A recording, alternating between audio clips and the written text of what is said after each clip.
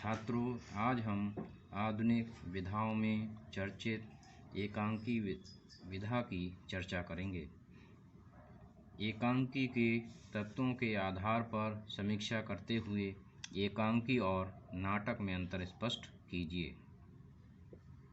आधुनिक विधाओं में एकांकी एक लोकप्रिय एवं महत्वपूर्ण विधा है।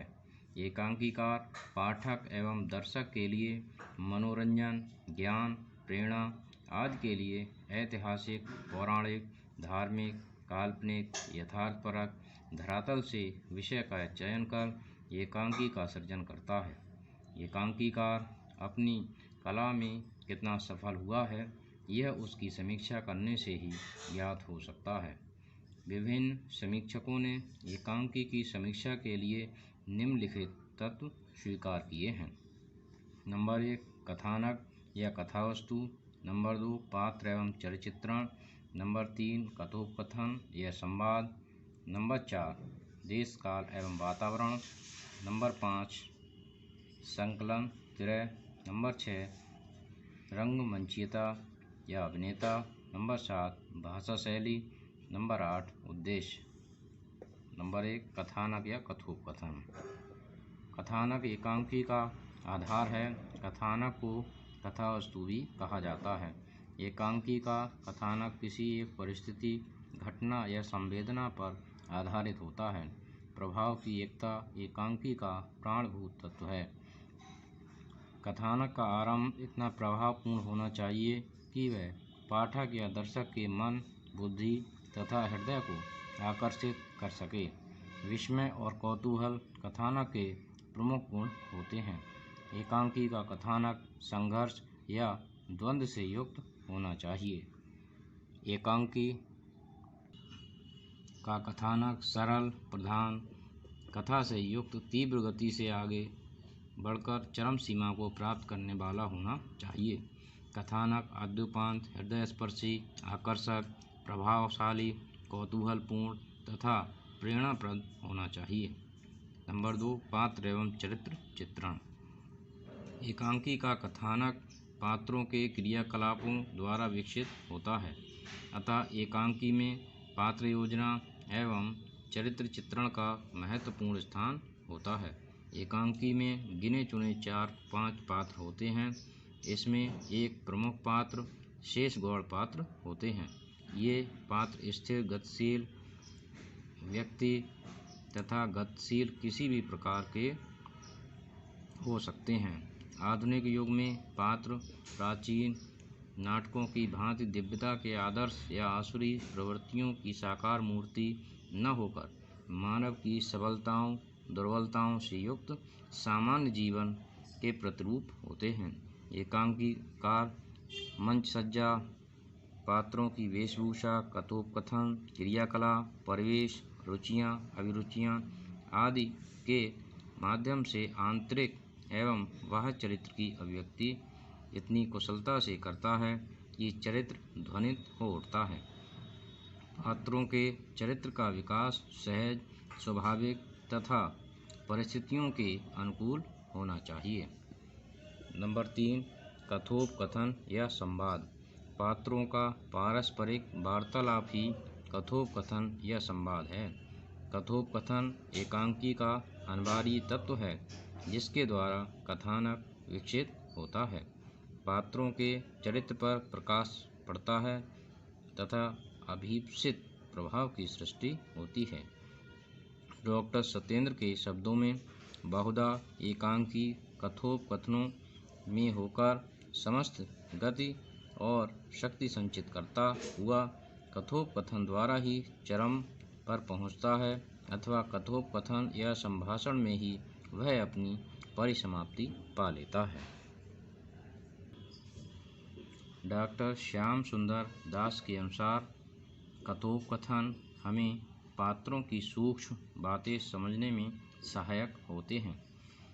पात्रों के भावों, विचारों तथा प्रवृत्तियों आदि के विकास और विरोध का पता हमें कथोपकथन से ही पता चलता है। डॉक्टर राम गोपाल सिंह चौहान ने भी संवादों में क्षिप्रता, संक्षिप्तता मर्म स्पर्शता, वाग वैदग्ध्यता तथा नाटकीयता आदि गुणों की महत्वता स्वीकार की है।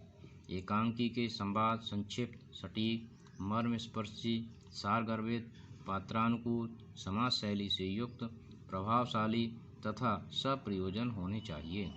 नंबर 4, देश काल एवं वातावरण।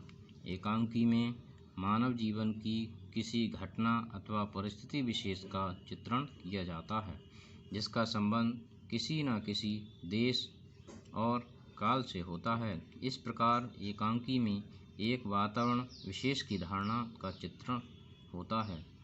एकांकी में यथार्थता एवं स्वाभाविकता लाने के लिए उपयुक्त देश काल का चित्रण होना चाहिए।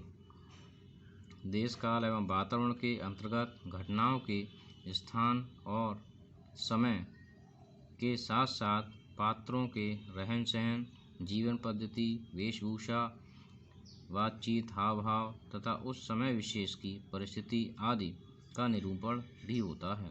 इससे एकांकी में सहजता, विश्वसनीयता, प्रभावोत्पादकता एवं प्राणवत्ता का संचार होता है। नंबर 5, संकलनत्रय। संकलनत्रय का अभिप्राय है एकांकी में काल, कार्य तथा स्थान में सामंजस्य की प्रवृत्ति होना चाहिए, अर्थात एकांकी में एक संपूर्ण कार्य एक ही काल अवधि में एक ही स्थान पर होना चाहिए। एकांकी में संकलनत्रय अत्यंत महत्वपूर्ण होता है। इसके अभाव में एकांकी अस्वाभाविक, हास्यास्पद तथा प्रभावहीन हो जाता है। एकांकी एक लघु आकार की रचना है, इसलिए इसमें संकलनत्रय की आवश्यकता होती है। डॉक्टर रामकुमार वर्मा एकांकी में संकलनत्रय को आवश्यक मानते हुए लिखते हैं, एकांकी ही एक ऐसी रूपक रचना है जिसमें संकलनत्रय का विधान अनिवार्य रूप से आवश्यक है। नंबर 6, रंगमंचीयता या अभिनयता। एकांकी रंगमंच पर अभिनय के लिए लिखे जाते हैं, अतः एकांकी में रंगमंचीयता या अभिनेता का गुण अनिवार्य होता है। रंगमंचीयता एकांकी की सफलता की कसौटी है। एकांकी की रचना रंगमंच को दृष्टि में रखकर की जाती है। उसका दृश्य विधान करते हुए एकांकी मंच की सीमाओं और दृश्यों के सफलतापूर्वक प्रस्तुतिकरण की ओर ध्यान रखता है। अभिनेता की सफलता के लिए वातावरण निर्माण, रंग निर्देश तथा छाया और प्रकाश की समुचित व्यवस्था अनिवार्य है। एकांकी द्वारा निर्दिष्ट रंगमंच संकेत, रंगमंच की व्यवस्था, पात्रों पर रूप कल्पना, कथानक के दुरूह स्थलों के स्पष्टीकरण तथा अभिनय में विशेष सहायक हैं। नंबर 7, भाषा शैली। एकांकी दृश्य काव्य है। एकांकी में विस्तार के लिए अवकाश नहीं होता है, इसलिए एकांकीकार अपने एकांकी के माध्यम से बिंदु से सिंधु को समेटने का कार्य करता है, अर्थात एकांकी की भाषा समासयुक्त होनी चाहिए। सारगर्भित शब्दों से अधिकाधिक भावों को अभिव्यक्त करने की शक्ति एकांकी के लिए अनिवार्य है। अभिनेता की दृष्टि से सरल, सुबोध, स्वाभाविक, पात्रानुकूल तथा भावपूर्ण भाषा का ही महत्व होता है। सामान्य अलंकारों का प्रयोग, मुहावरे और हल्की लाक्षणिकता एकांकी की भाषा को जीवंतता प्रदान करते हैं। एकांकी में नाटकीय, सामासिक तथा आलंकारिक शैली का विशेष रूप से प्रयोग किया जाता है।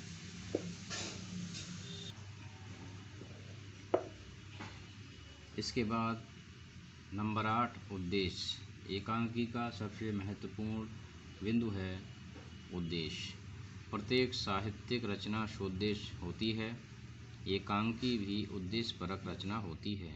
इसका उद्देश्य सामाजिक, राजनैतिक, धार्मिक, आर्थिक, उपदेशात्मक, मनोरंजनात्मक, संदेशमूलक आदि किसी भी प्रकार का हो सकता है। एकांकीकार स्वयं प्रचारक या उपदेशक बनकर सामने नहीं आता, वह तो एकांकी के कथानक, पात्र, योजना, चरित्र विन्यास तथा कथोपकथन द्वारा समस्या की प्रस्तुति कर उसका समाधान संकेतित करता है, जिससे उसका जीवन दर्शन ध्वनित होता है।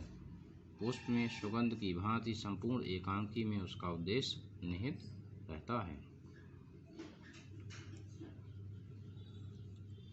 एकांकी के प्रमुख तत्वों के बाद हम एकांकी और नाटक में अंतर की चर्चा करेंगे कि एकांकी और नाटक में क्या अंतर होता है।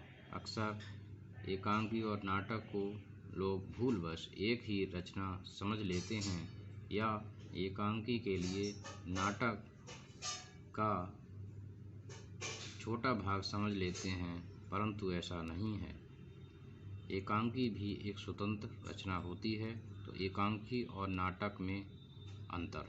नंबर 1, एकांकी में केवल एक अंक होता है, जबकि नाटक में कई अंक होते हैं।